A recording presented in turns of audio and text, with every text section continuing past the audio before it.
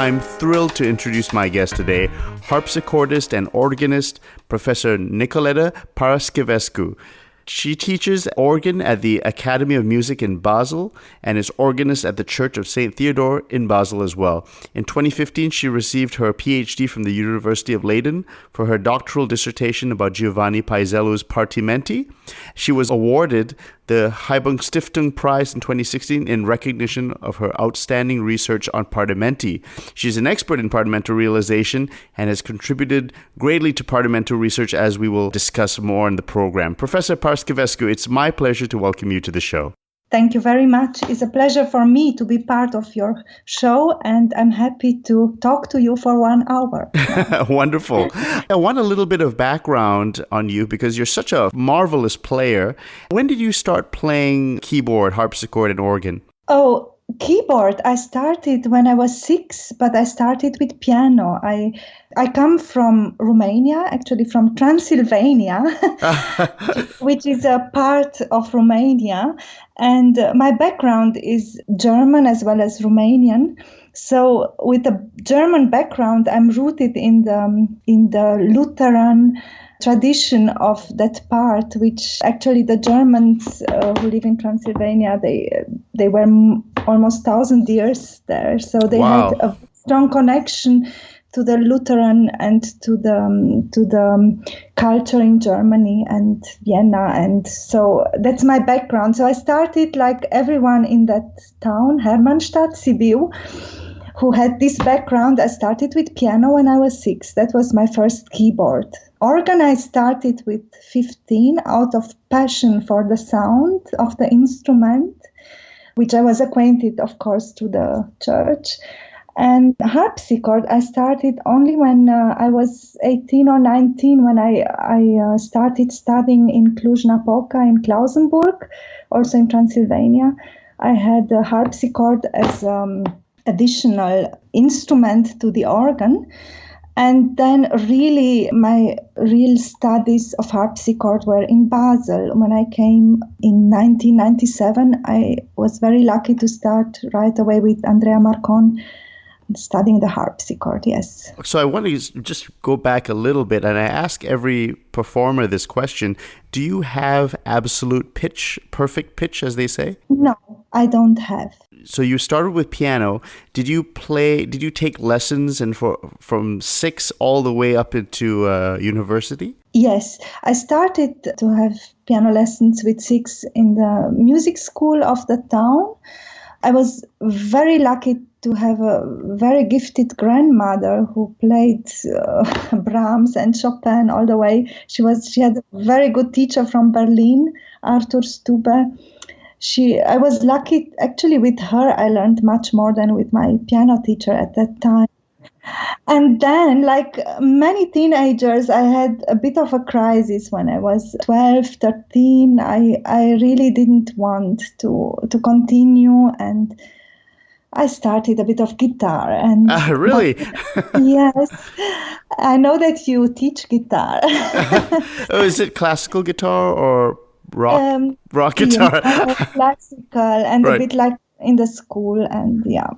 And then with 14, I really fell in love with the organ, and no one could stop me. I was going to math and physics school. It was quite hard, but I always found time to practice the organ. That was my great love with 15. So you are a fantastic improviser, but did you always improvise? No, actually not. And I came across improvisation at the Schola. We had that. No, actually, as an organist, you have to learn to play, to accompany a choral, or to make an introduction for a choral. That was the first steps. But at the Schola, I was lucky to have Lutz as a teacher, and I was much more interested in partimento playing than in improvisation as such.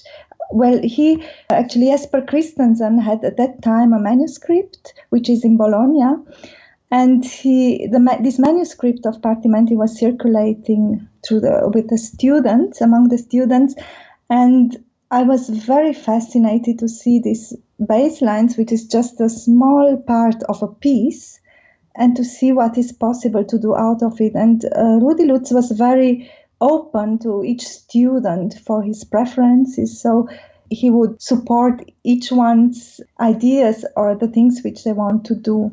So that was actually, this manuscript, it's a collection of Durante pieces, was the first thing which I liked really much to do. And from that point, I followed this path quite consequently. Can I ask, what year was this when you discovered Partimento? Was this before Professor Sanguineti's book, The Art of Partimento? Yes, because I studied at the Scola, and at the end of my studies arose the question, what do I want to write about in my master work? So I made the first catalogue of Durante Partimenti.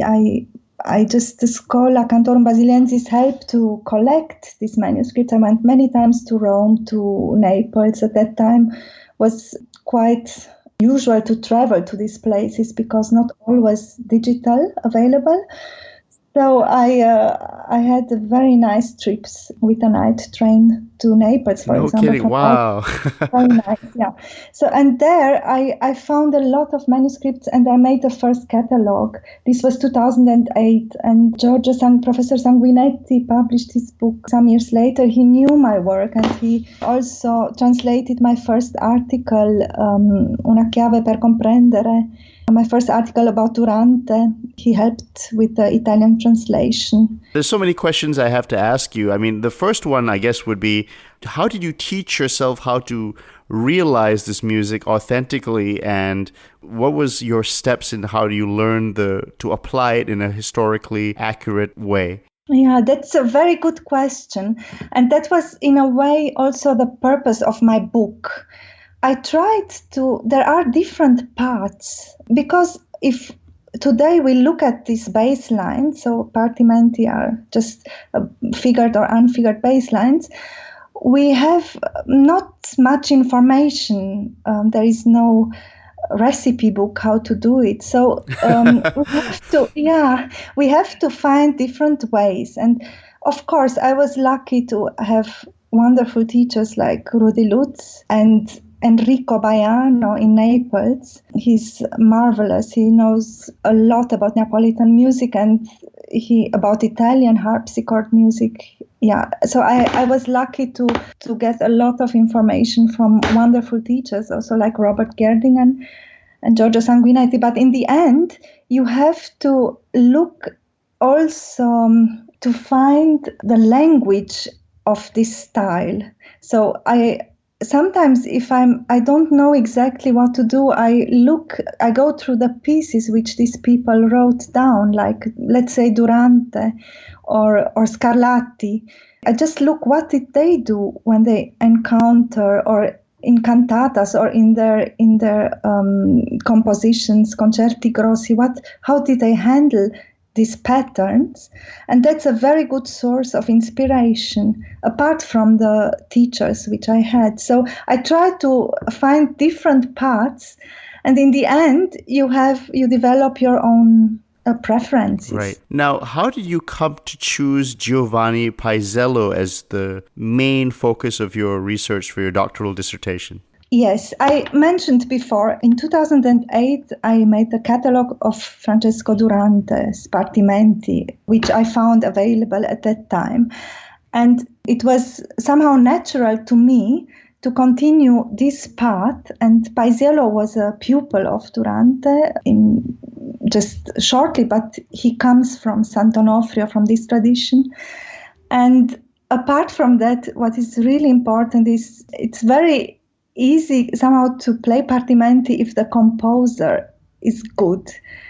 And because Paisiello was one of the most important composers of the 18th century, very appreciated, had lots of good jobs, and he composed lots of music.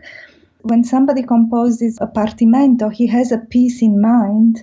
And that means somebody who is skilled has good ideas somehow. And I thought it's a collection it's a rather small collection, his regole, one of the first prints we have of Partimenti, but it's very good and inspiring, very good quality. So that's why I chose, also because I like Paisiello's operas. You talked about Francesco Durante, who is a very important teacher in this tradition, and your dissertation is really wonderful, the book. It's got so much detail and research, and really it's a wonderful work. Now, with regard to Paisiello, you mentioned he had a lot of high-profile jobs. I mean, major European courts like Ferdinand IV in Naples, Napoleon Bonaparte, the Imperial Court of Vienna, Catherine the Great. I mean, these are positions Mozart would have killed for, right? Yes, and there is a letter of Mozart, because when Paisiello traveled back from St. Petersburg,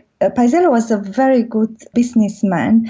He actually, when he got St. Petersburg, he knew that's a very good position, but he was really keen of getting back to Naples the whole time, I think. I mean, imagine living in Russia is something different than living in Naples. Quite a bit different. And so what he did, he always sent letters to different people. He had a very good network in Europe, and he always sent his compositions to Naples, to the court. Whatever he wrote or a lot what he wrote in St. Petersburg, he sent to Naples. So finally he got a job in Naples, and he returned through Vienna and stayed in Vienna, I think something like more than half of a year at the court. And Mozart writes, I have to go and meet him. He writes a letter to his father, I have to finish now because I'm so keen to meet him. I go and pick him up. Everyone wants to meet him. He was really superstar. Famous. Yes. Wow, that's fantastic. The fact that he printed the Partimenti as soon as he reached, there is also, when he reached St. Petersburg, he reorganized the whole orchestra there. And he had the first concert, and there is also a letter where it's described that as soon after his first success, he was hired as a teacher for. I remember that in your dissertation. This is really interesting. Now, he went to the court of Catherine the Great, but you mentioned that she wasn't actually a great lover of music, right? Yes, I mean, music, she was an incredible art collector, and she was really, she knew that art is prestige, and a good orchestra and a good composer is part of her position there and in Europe. I mean, she was very interested in having very good people there.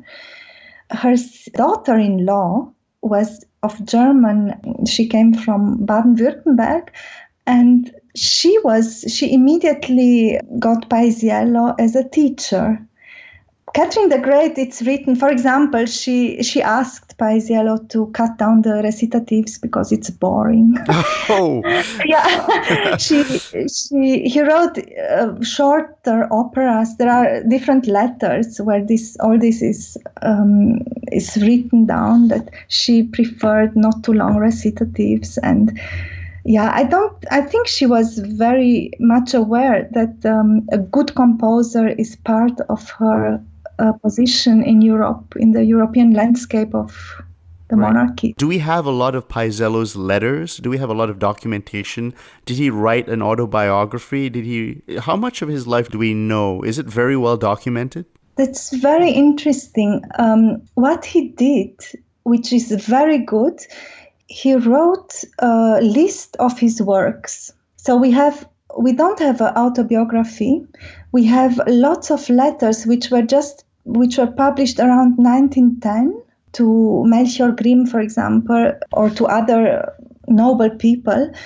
But for example, in one letter, he also writes about his pupil in St. Petersburg, that she makes progress, and he's very fond of her, teaching her. But we don't, that collection is the only thing as of now which is published.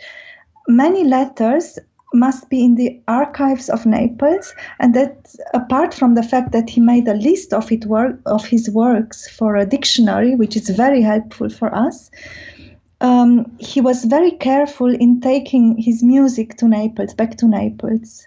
I think quite a lot of his operas are in the Napolitan library, but also spread, of course, in many copies. But what we have also is an obituary. It's a small book. When he died in 1816, there was a small publication in Naples of a book that contains some details about his life. And I also mentioned that I think in chapter 4, there is listed a kind of manual of counterpoint, which we don't have today, and which I think the source in Paris, Disposizioni, which we found, could be important part of this lost. Oh, well, you're being very modest. Actually, this is a huge find, actually. Isn't that right? That there was a second book of Partimenti that Paisiello, that nobody knew about before your book. And Yes. What is in this second book that we didn't know about? I will explain that. And the great luck was that Peter van Toor created a database. You know about this, no? Right. Database of Partimenti. And he gave in this incipit, this manuscript in Paris it's written Napolitan exercises.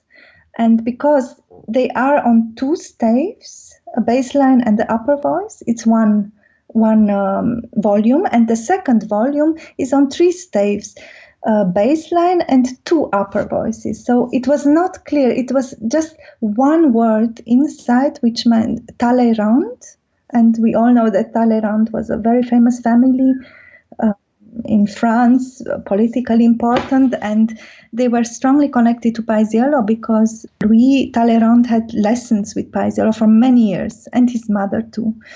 So Peter inserted this incipit bass lines in his database and called me immediately. This was half a year before submitting my dissertation, and said, "Oh, I discovered something incredible." And what is inside is we have the whole bass lines of Paisiello's print, which the print of the Regole from 1782. There are only 5 copies worldwide in Chicago, London, Paris, St. Petersburg, and Moscow, and one in Bologna too, a copy of it. So 6 copies. And these partimenti are known because we have the autograph and we have the print. But in these 2 manuscripts in Paris, we have the whole partimenti of the print as counterpoint exercises. So wait, what you're saying is he's taking his partimento and now you're seeing them as further study in counterpoint? Exactly. And he adds 41 new ones. So it's going like a chain on a pearl necklace. He adds 41 new ones, and they are in the same style. And he does not only one example. We have 500 pages. 500 pages? Wait, Yeah. So hold on a second. So you get to see like how he does these, I guess, dispositions. Is that right? Yes. Yeah, because it's like this. You have from 1 or 2 examples up to 7 about on the same bass line. So this pupil who copied, I think, is a copy of these exercises, which is done very fast, and the exercises are not really all very skillful. They have also mistakes, but I think that it shows very clearly that what we see in many other areas of this teaching method, that variation was very important. So we have a baseline, and we do different things about different versions of compositions. Either partimenti, use it either as a baseline of partimento or as a baseline of a disposition. So, and we find this method of variation on the same bass also in solfeggi. So the idea of taking the same bass line, using it as a playing bass line for a partimento and playing it in different ways was used also as a bass line for dispositivity in learning how to compose. And that's why, for example, this position is useful when you want to learn how to compose a string quartet in an opera. You have an aria, so you learn, okay, you have this bass line, you have to write the parts of the strings. So you learn how to do that. And also, I want to say again, you cannot use each bass line as a partimento. A bass line must be really done for this purpose of being, the composer knows how to do it. He leaves a lot of space for imitation, for example, and for other ideas, and that you can have only if the bass line is done for this purpose. Oh, so like, for instance, and we were going to get into this in a minute, which is partimenti as genre types. So, for instance, a specific genre, the bass line is more suited for that particular context of a genre. Is that right? Yeah, that's another part we were talking earlier. That's another important part when one learns partimenti. According to me, you have to know different styles of the time. So that's what I tried in my book to show. This part, for example, with Paisiello, that's quite... Professor Paraschivescu, what did you mean by the bass line needs to be filled out or that kind of thing? Yeah, you need to understand what is if you talk about genre and you talk about what is the character of this bass line, what can I do with this? Can I show you an example? Yes. For example, this bass line I'm practicing now, I have only this bass line.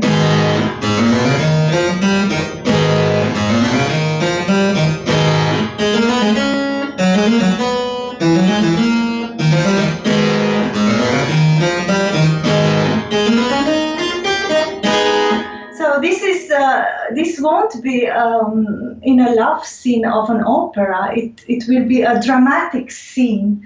And if you have this chord,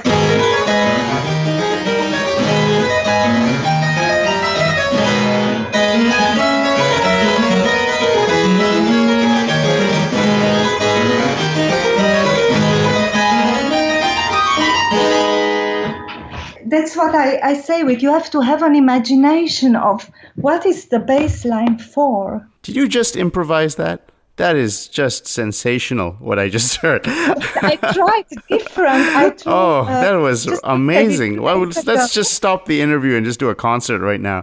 And anyway, no. Oh my goodness. I just was looking through this partimenti. Actually, I want to mention this work of Benedetto Cipriani. He wrote a wonderful dissertation on Alessandro Scarlatti, who is also in the line of Durante and Paisiello. And this is a bass line by the beginning of Partimento by Alessandro Scarlatti. So this is really dramatic. And then you imagine these people in the 18th century, opera was the main genre, and lots of keyboard music and lots of instrumental music is like small opera scene. You have to have this love for the dramatic content of the piece. And partimenti are in a way the same. They have a didactic purpose, but they are also artistically very important, and they need to be played like artistic pieces. So, can I ask you about that counterpoint notebook? Just again, so you mentioned that it was by Talleyrand, and it was not exactly of the highest quality. There were some mistakes here and there. Does that describe the entire thing? Do we have evidence of Paisiello himself correcting or giving model answers? I was looking for that. I asked even an expert. There are 2-3 words apart from the music notes, which the music is not by Paisiello's hand, that's clear. But I thought maybe the words which are in the book, and it's nothing that could be identified as the hand of Paisiello. No, but I think the fact, so we must know that Talleyrand had lessons for about 9 years.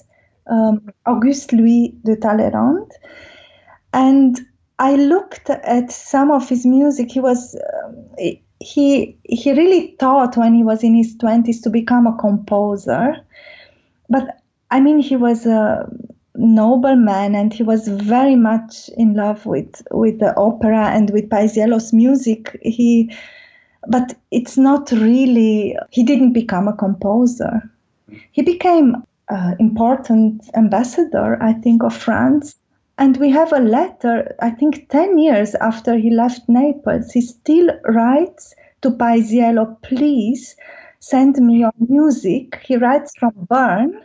He was stationed in Switzerland, and this letter exists also in that small book from 1910. Please send me your music if it's available in Naples. I'm really interested to have everything from you. And 13 years ago, his library was sold in Germany in an auction. And luckily, most of it was bought by the library in France, in Paris. And there are many. I think it's one of the biggest collection which was sold in the past years, and there is lots of first prints of Mozart and Paisiello. Wow. And yeah, it's quite impressive. Yeah. Now, I actually want to go into the pedagogy of the Neapolitan method, and I asked a question of Professor Yerdigan in a previous interview. I asked him about the role of intavolature in the training at these conservatories, and he said it was still unclear how extensively they were used. Is there any new information about how these intavolature were used in the conservatories, or is it just a mystery? No. First of all, I want to clarify the word intavolature. The intavolature was always part of the curriculum, and in the earlier times, so let's say in the 17th century, it was just intabulation of another piece into keyboard music, of a vocal piece, for example, into keyboard music. So we don't speak about it. Just to clarify that intavolature is another word in this context of the 18th century, is another word for pieces, for keyboard pieces. And the intavolature are very important. I myself do research on it because I'm very intrigued. In many partimento collections, at the end we have some keyboard pieces. Let's say you have a whole collection of partimenti, and at the end the copyist puts there some pieces. And it's somehow, I found a quotation from 1803, I think, which says, if the student is not willing to take the pain and then he can still learn something by practicing intavolature, which in my opinion makes sense, because we have intavolature by Greco, which they are very beautiful. The Greco's intavolature, they are early. Greco is early partimento composer. We have intavolature by Fenaroli. We have intavolature by also in this Alessandro Scarlatti manuscript in Hamburg.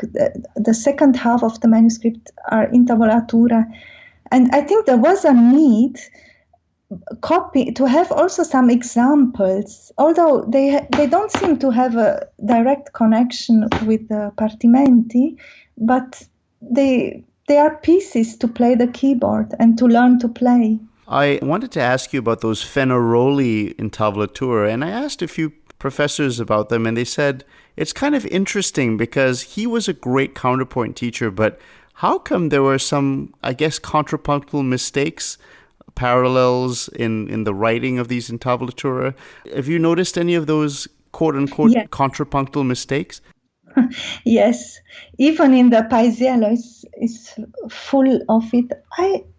To be honest, when Fenaroli was published in France, these mistakes were erased. In his manuscripts also, I don't think the parallels were such an issue in the practical counterpoints, especially because they were compensated by inner voice changing and so on.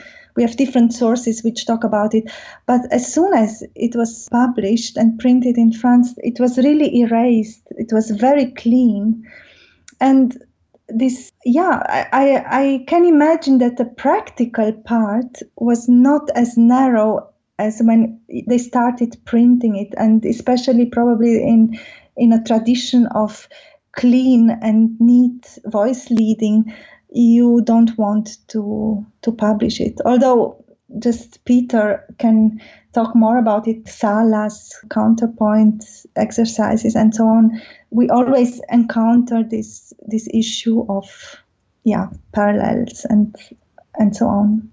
You are also an educator. In addition to being a wonderful performer, you teach Partimento as well, and you teach students. And I wanted to get your advice on how to learn this art, this craft, and perhaps maybe we could take it from the very first baby steps. How should I start off? If I think about my role as an educator, I would say the separation of different aspects in teaching music is the first step I would not do anymore. What I want to say, when we go and have, when my 11 years old daughter, for example, has her piano lesson and she learns a piece, when we practice together, I try to explain to her the different aspects when you learn a piece, that harmony, and you have patterns that repeat, and you have a structure, a cadence. So the basics is to learn the language. And this I would say to everyone. And language means to learn not only the words. When we learn a language, we don't learn only new words. We learn how to put them together. And I have the feeling in today's education, early education also, especially when children learn only to play a piece, is a pity, because they could learn the structure of a piece very easily, and they could learn where the cadence is, in which tonality they modulate, and so on. That's what I would advise everyone, actually, to learn the language of the music of the time. Is there a collection of partimenti that you like to use for beginners? Yes, when I do some master classes, for example, I like very much to use Durante's Partimenti, and I find Durante a very, very good key of entrance. Why? Because he has, not only because he has his Partimenti Diminuiti, which are very useful, I will explain what it is, but his Partimenti, they are not too long, many of them. They modulate, and they are very clear in conveying the language of the time. And apart from it, you have, for example, of course, this can be argued that his collections they are a bit later than when he died, but even his earliest collection, we find these elements of cadences, patterns, partimenti numerati, so without any additional input, and partimenti diminuiti. The diminuiti, he shows you how you can do a bass line, how you can do different bars from a partimento. So that's why I like Durante. In a way, it's very good to start with, I find. With students, especially when they know basso continuo and when they have a level of understanding the octave rule and so on, you can do very nice things with Durante. When you are a real beginner, probably there are other ways. Greco I find very nice, because especially also his intavolature are really done for small children. There is a nice quotation, per li piccoli.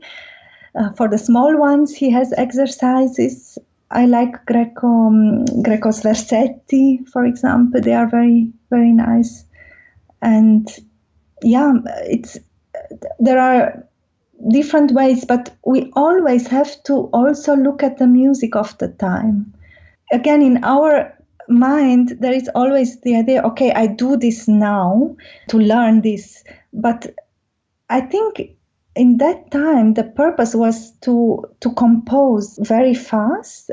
You had to get a job, you had to live. No, so you had to get a good job, and that's why they had also many competitions at the end of the school year in Naples. And is that what they had, like composition competitions? Yes, from all conservatories they would gather. They had to compose, and it was an open concert where they played the pieces of these composers. For example, Paisiello, we know he composed a small opera for his last year. We don't have the music anymore, but it was, the competition was very high. So these students learned with solfeggi, partimenti, disposizioni. They learned the skills of a composer very fast. You have been teaching this for quite a while, and what are the common mistakes or ways people can get faster, or just, what's a better way of learning this? What are the things that slow people down when they're trying to learn partimento or learning composition and improvisation in this style? I think it's in the beginning can be quite hard. I experienced myself. And what is important, what I would advise everyone is to not get stuck only in the partimenti, to look always parallelly the music which you play as a player from this point of view. Like, okay, I play now a sonata by Galuppi. This could be a partimento too. How does he do that? So you understand, you practice partimenti, and at the same time when you practice pieces or you perform pieces in concert, you look at them with the eyes of somebody who knows about partimenti. And I think that's a first step, not to get too narrow only in partimenti, and to achieve faster results also. If you look at the music like a partimento, you learn a lot. Within the classical world, of course, improvisation is quite rare. And how has been the reaction to your development in this skill and this field? Have you seen interest from people who don't improvise, who are curious about, hey, what is this? What is partimento? Yes, I think, how shall I put it? I think that today many people, no players or from other musicians, they are very much interested in the pedagogy, in the how music was taught. And I experienced this in different also gatherings with other musicians or musicologists. There is an interest in how was this taught, and partimento is one thing which we don't know much how it was taught. But I think improvisation is very much connected also to an inner.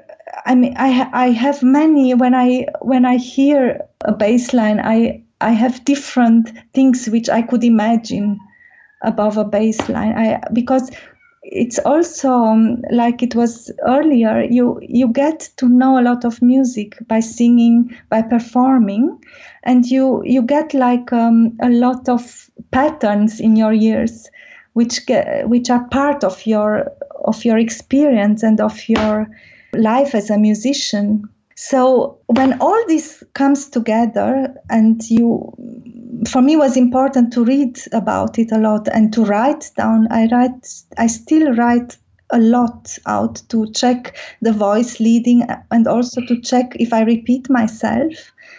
Sometimes I do things which I don't like anymore 1 week later. So writing down is a very, very good exercise. But I experienced that not only musicians, also musicologists, they are interested to know how was this taught. And what I said before, we should not separate too much partimento from its context. Because partimento was part of a teaching curricula, so was part of a big baggage of other things, and was part of musician's life. A trio sonata could be a partimento or an opera, a beginning of an opera. In Paisiello, many partimenti, if you look at them, this could be an ouverture. Or other things by Durante, you can see a scene of an opera also, or of a oratorio, a part, or I don't know.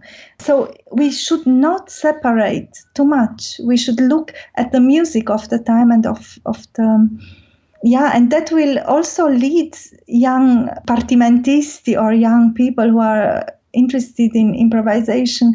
It will open their interest in the literature, and it will give a lot of new input if we look at the partimenti as a part of a bigger context.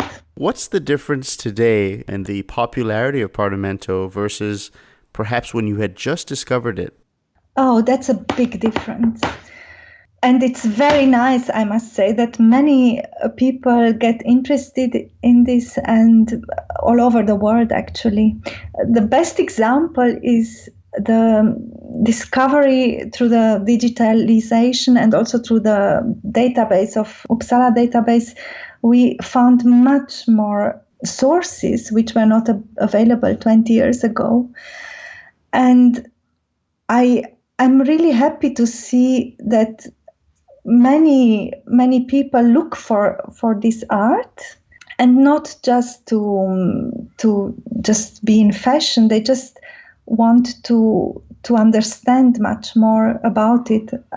Last summer in Smarano, I could present my book, and Partimenti I could play half of a concert, and it was so nice. The students were so interested.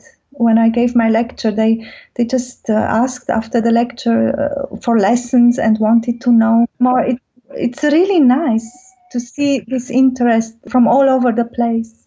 Can I ask you about your amazing album, Partimenti Napoletani? And it's such a great recording because it's a partimento album, which is so cool. Yes. And so, I mean, how did you select the partimenti? Of course, there's plenty of Paisiello in there, but I see other names as well. And tell me what the recording experience was like. Yes, so the idea came because in my book, which will be translated in English and hopefully will come out end of the year or next year in English. So when I wrote, my book is actually full of examples, musical examples, and many of my own realizations.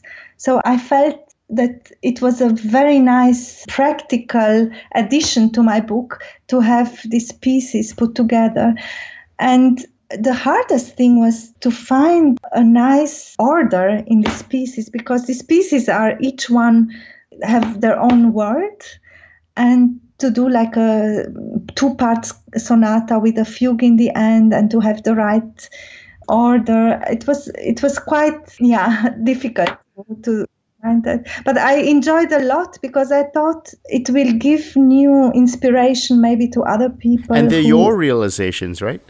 Yes. Wow, that's great. And they are part of my book. And I chose some Durante because of the connection to Paisiello. And also Giuseppe Doll, who is the only Bavarian who taught in Naples, whom we know. And his collection is in Geneva. I took one partimento also from there, Is your style of play, do you try to be as authentic as possible, or are there some parts that you want to inject your own personality in that perhaps is not exactly like the tradition, but what is your style when it comes to realization? Yes, I think if you would ask 5 people to play the same partimento, each one would play differently, luckily, because each one has probably its own background and baggage and taste. But of course, I have a lot of, when I did the Paisiello, especially most of the recording is Paisiello, I heard a lot of his operas. And I went through a lot of his music, just also to know the style better. And what I think there is definitely a big portion of personal style, absolutely, for each one of us. And also a personal predilection, if this word exists in English, for a time and for style. Galant style was always one of the things which I liked most. And most important is also to understand that Paisiello's pieces which he wrote for the noble people, which have often a very not low level, but they are not really difficult playing. They can be really changed by understanding his language, and the partimento is learning this language. By understanding this language, you can make a completely different piece out of it. And I think there is a portion of personal taste in each of us. Can I ask, this is a question just about education. What's the best way to learn counterpoint, in your opinion? Well, the most important is to what everyone did before and also today is to learn to look at the compositions which we have at the time, from that time.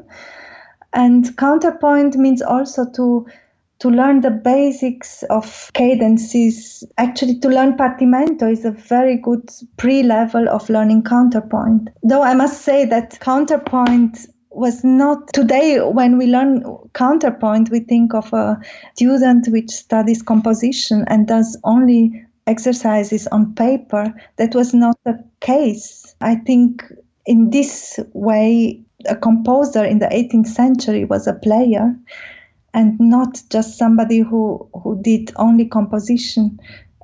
This idea is rather modern idea. So contrapuntista means a lot different things than what we know today. You also did a recording that is really astounding, which is the Mariana Martinez music. And could you actually talk about that? Because those recordings are absolutely outstanding. Thank you. Actually, last week, it was the first film about her was done by the ORF broadcasting. ORF is the national broadcasting company in Austria. And it's the first film. They finally did a film about her, and last week it was shown in Austria. And I was really happy because they asked me also to play and to talk in that documentary. And it was extremely helpful for me also in my path through the partimento learning process to study her music, because she has a very natural Italian style, and she has a very small and very beautiful autobiographical sketch where she writes how she learns counterpoint, and she says she studies every day the old masters, like Lotti, Galuppi she mentions.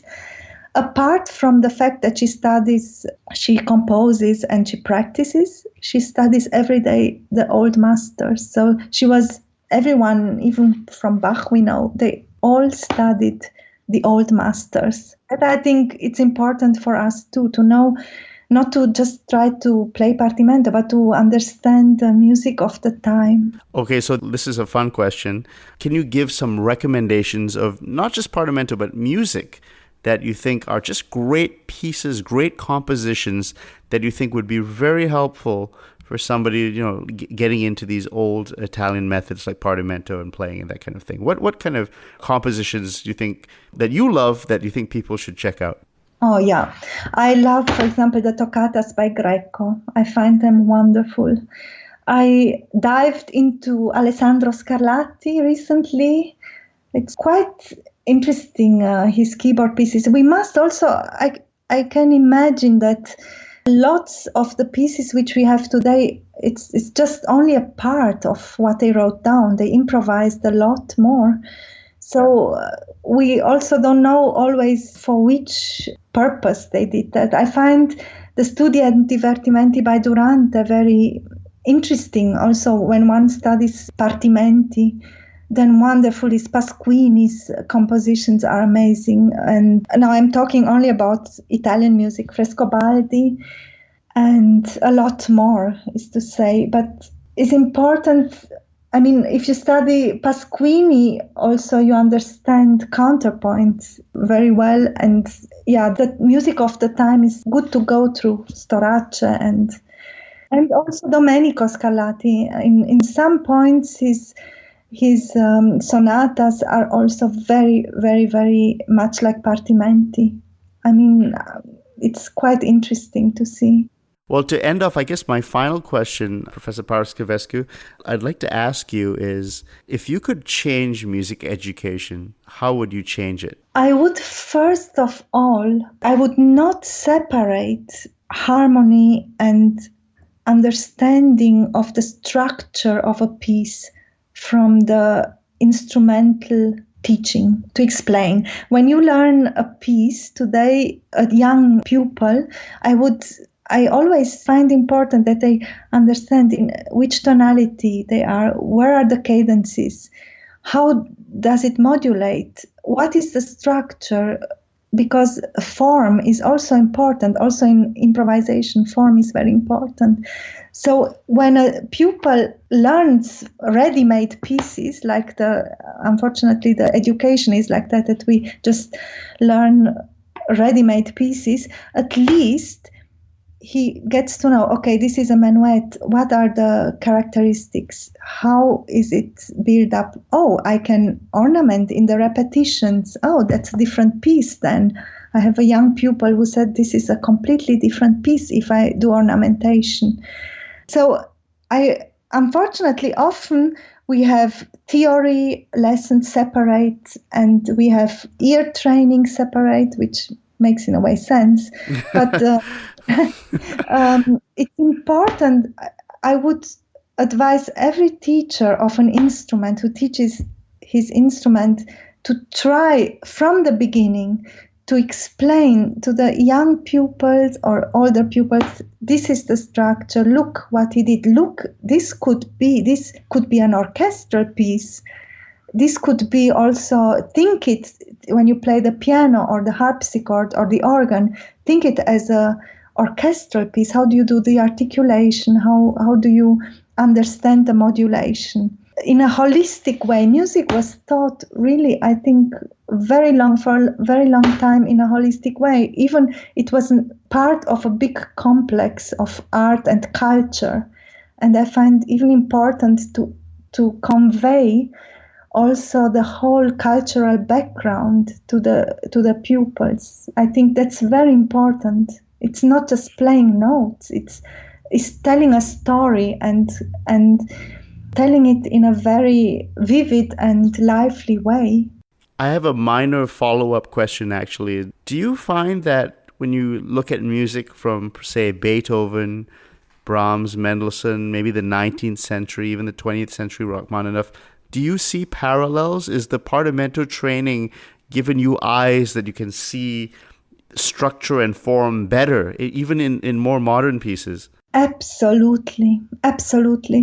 First of all, we know that Brahms has done continuo exercises, basso continuo. I think they are in Vienna. The manuscript is in Vienna. But apart from that, they had a very thorough training in harmony, also in a practical way. it's amazing to see how partimento was received in the 19th century in France, and they had practical harmony. Unfortunately, that was cut off in the 20th century. Practical harmony throughout the 19th century was partimenti in France. So young César Franck learned partimento playing from his teacher Hippolyte Collet. For example, Orlieniawski learned partimento playing practically. Collet takes 1856 or 58 in his manual the whole 55 partimenti diminuiti by Durante, and makes it also his own realizations in the more romantic language. But he teaches practical harmony by teaching partimento. And I think France was somehow, they had a crisis, end of the 18th century, they had no conservatory, and when they built it up, they had this incredible respect and incredible, they liked the idea of having a school like the Italians had in the 18th century. So they really said in the documents of the conservatory of the beginning, we want a school like the Italians had, and we want to build it up like that. And the Paris school we find in Liszt, Kalkbrenner, Liszt, they all were trained, I think up to Debussy, were trained with partimenti. You mentioned practical harmony. Now, do you have any use in your musical making? Do you have any use for, I guess you could say, the stuff that like Roman numerals, tonic, dominant functions? Do you use that kind of theory, or do you think of music differently than kind of how we're traditionally taught in the 20th century? I try to, when I teach, for example, when I teach 18th century music, I try to keep to that language because it's when you take the Grundgerüst or the essence of a piece in the 18th century, you can see that there is a kind of, we have lots of patterns and we have lots of things which repeat themselves, and that's good to talk then in the right language. Later it changes, but I think if one understands the basic elements of how a piece is constructed, he can apply that much easier in the right way also with other pieces, even if the musical language is then a bit different. The Grundgerüst stays the same. So you don't quite use that Roman numerals and that kind of thing. Is that's not too useful for you? Sometimes I try to, for example, I'm now relearning the third Ritter Sonata, which is 1850s. So I went really back to Ritter's school of organ school and the way he was building it up, and that's also a lot of practical exercises for the young organists in also improvisation, and that is a bit different, it's true. But we were talking now, I try to use the terminology of the time. That's clear to me, because otherwise it's confusing also. Well, I mean, thank you so much to the great Professor Nicoleta Paraschivescu. I mean, she is a phenomenal musician, performer, improviser. Please buy her book. And the English translation is coming out later this year, correct? So we can all buy it and enjoy it in English. Giovanni Paisiello's Partimenti. And you can please buy her CD, Partimenti Napoletani, which is just a fantastic recording of all these beautiful realizations. She improvised. She realized it. So it's really quality stuff. And really, it was a real joy for me to have you on the show and to talk to a real expert in this field. I hope you had a good time. And please come back again soon so we can further have more discussions, because I know a lot of people are really interested in this topic and they really want to know more from an expert like you. So Professor Paraschivescu, thank you so much. Thank you very much for having me, and see you again maybe when the book is out. Yes, wonderful. Okay. Thank you so much. Bye.